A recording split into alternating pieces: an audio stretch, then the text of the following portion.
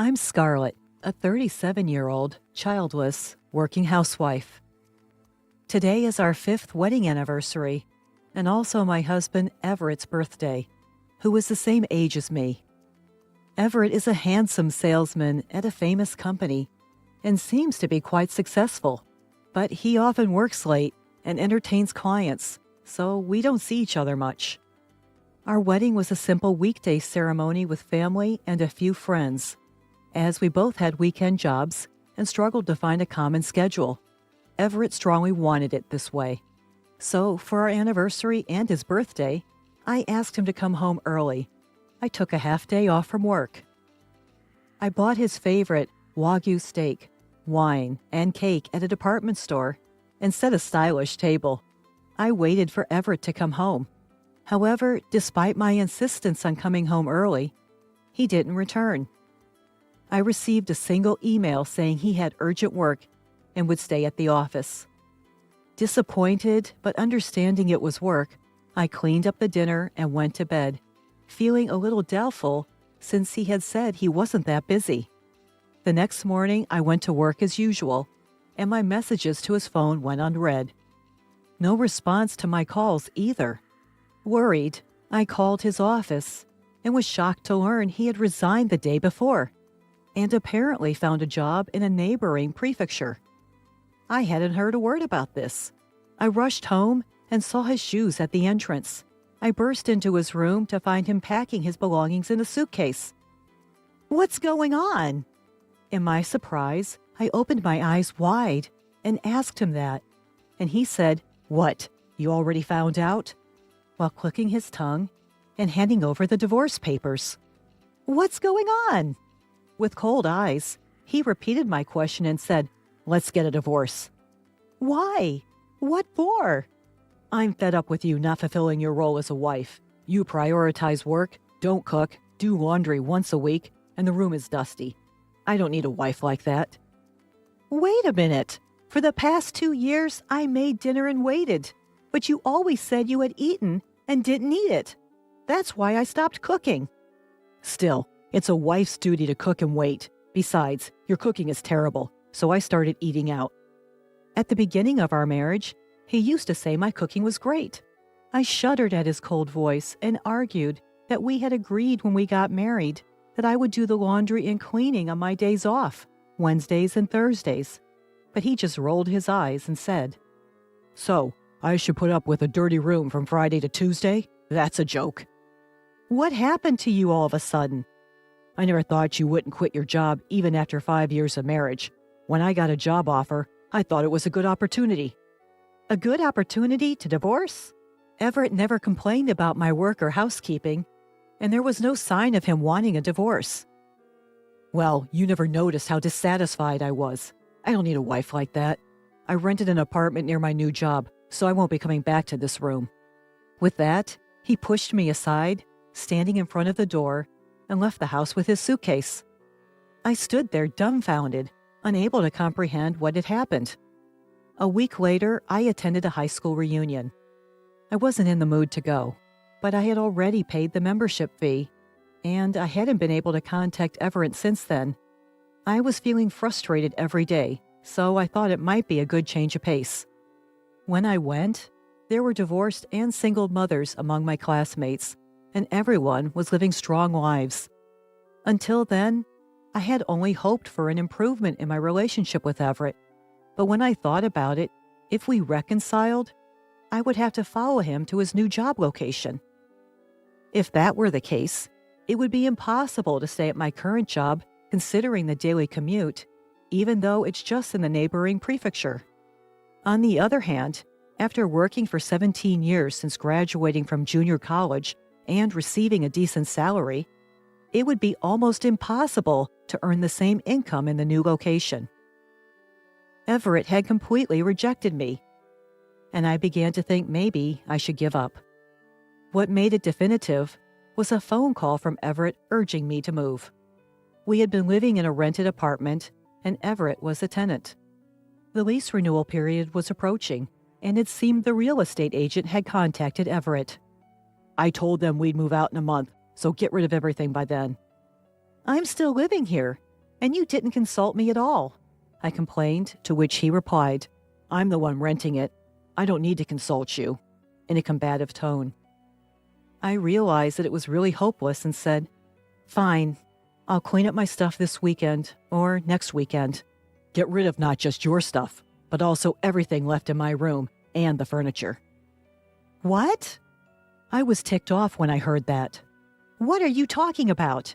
This room was originally rented by you when you were single, and most of the furniture has been used since then. Most of the other furniture and appliances were bought with your credit card.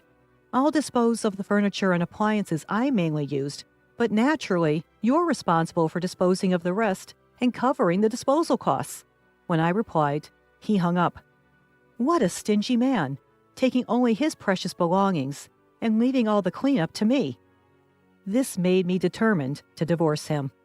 Over the weekend, I sorted out the closet, reminiscing about the happy times we'd had since we got married. There were many things belonging to both me and Everett. Among them, I found his high school graduation album. Come to think of it, all the friends Everett introduced me to were from after college. I absent-mindedly flipped through his graduation album. That's when I noticed something unexpected. I submitted the divorce papers and reported it to Everett by email. A week later, in the evening, I received a reply from Everett with a picture, which was a marriage registration form for him and a woman. I was astonished and stared at it when he called me. Did you see it? What does this mean? It's exactly what it looks like. I just had a wedding ceremony and remarried that woman. You're kidding. She's super beautiful, rich, and has a great personality. She asked me to marry her as soon as we divorced. This is proof. Isn't it amazing? So you were cheating on me while we were married? I'm popular, unlike you, who only has your job going for you. Oh, by the way, her father built us a house on their property, and I transferred to her hometown with his help. It's a mid-sized company, but I'm an executive. Everett must have really wanted to brag about remarrying his rich affair partner, but as he nonchalantly answered, a strong anger rose within me. He said there was a problem with me and divorced me, but it was actually to remarry his affair partner. He said they had been dating for over 2 years. They met at a pub with his coworkers, and she was one of 4 women sitting at the next table. Apparently, when Everett spilled his drink on his clothes, she wiped it off, and that's how they started talking. Man, she's the same age as you and me, but she's super beautiful and looks like she's 10 years younger. She quickly wiped my clothes with a pretty handkerchief. According to Everett, when he took her to a restaurant to thank her, he learned she was a landowner's daughter. She had an arranged marriage at her parents' suggestion, but was troubled by her husband's infidelity. After saying, I need to fix my bad parts, she's totally different from you, I was instantly attracted to her, he said, and then aggressively pursued her. She started dating Everett without divorcing her husband. Isn't it normal to question the woman who dates 2 men while trying to be devoted to her husband? But Everett, blinded by love, didn't notice. A woman who doesn't support her man is no good. You prioritize work and don't care about your husband. You're not right for me. Huh? You can't stand on your own, so you want me to support you?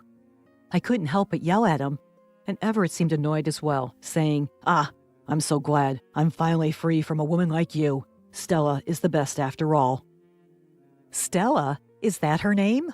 Yeah, it's written with the characters for double and flower, like the double cherry blossoms. She was born when the double cherry blossoms were in full bloom.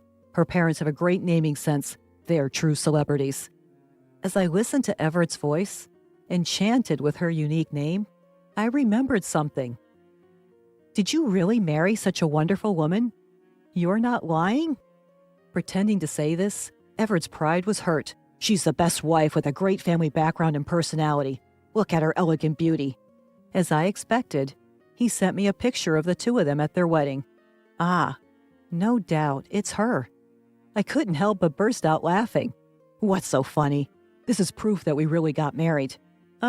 Sure, it's real. I can't help but laugh, unable to say anything more. Hey, stop laughing. We really got married, and there's a baby in her belly.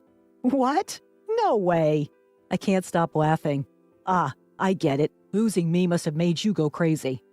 Everett interprets my laughter in a way that benefits him and says dreamily, in 3 months, we'll have a baby girl.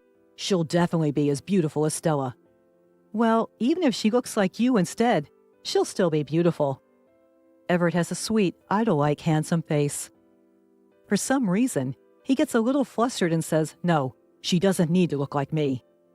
Hearing that, I burst out laughing again. Everett says, go crazy on your own, goodbye, and hangs up the phone. Eventually, he'll find out why I was laughing. I can't wait for that day.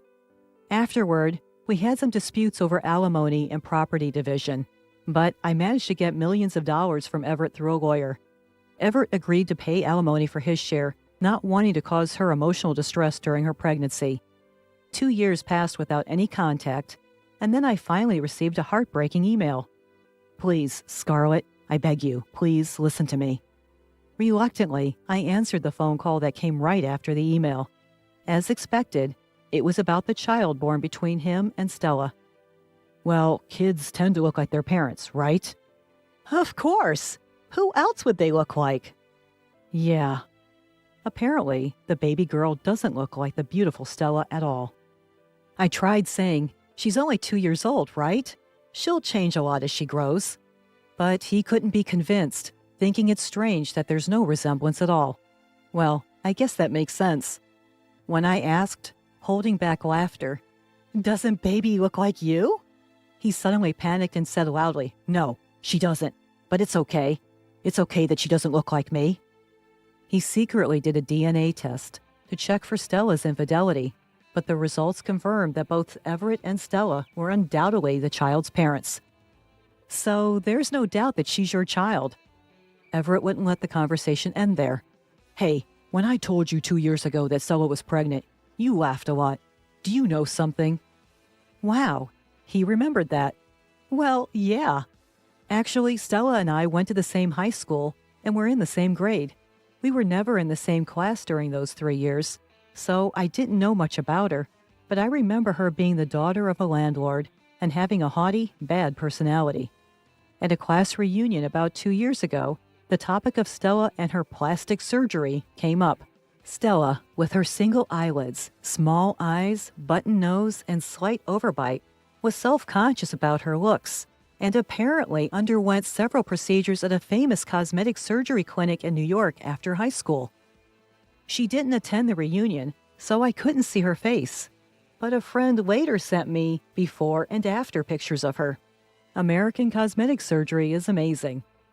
When I told Everett about this, he didn't believe me at first, but then realized that he'd never seen any childhood or graduation album photos of her. Was I deceived? Damn it!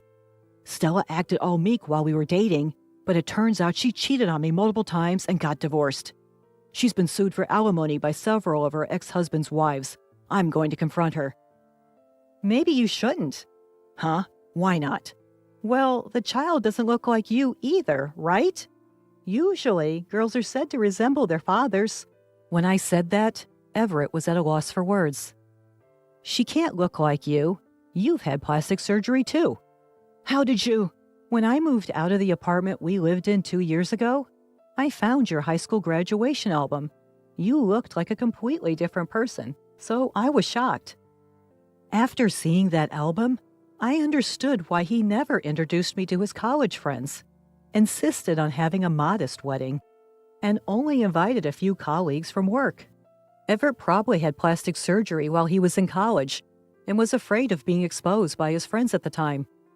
I don't think there's anything wrong with plastic surgery, but you have to consider that your child might look like your original face. What should I do? What do you mean, what should you do? Just be a normal father. The results showed that the child is definitely yours. With that, I hung up the phone and blocked his number and email address.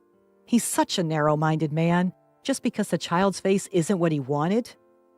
A year later, a friend with a child the same age as Everett's showed me a picture of her child entering kindergarten, and the child was adorable. The child simply didn't resemble the current Stella or Everett. But according to my friend who became friends with Stella, Stella also expected her child to look like Everett after his surgery. My friend has to listen to her complain almost daily, saying I shouldn't have given birth to such a child. Seriously, they're the worst couple ever. And it seems Everett cheated again, so my friend even got divorce advice from Stella. Everett is such an idiot. If he ends up divorcing Stella, he'll have to pay alimony and child support. Plus, since Stella is a rich lady, there's no telling how much money she could get if she hires a skilled lawyer. Furthermore, according to my friend who became friends with Stella, even the local kids know about her plastic surgery, and her daughter is being excluded at kindergarten, being told, "Your mom is actually ugly." It's a relief that Stella's parents seem to love their granddaughter, but it's really sad for the child. Well, it's none of my business anyway. As for me, I managed to rent an apartment in a convenient location for commuting. Now that the distance is shorter, I can do cleaning and laundry after I get home, and I can spend my days off entirely on my own interests. I've deepened my friendship with a divorced classmate, whom I met again at the reunion, and I'm enjoying a leisurely and fun life.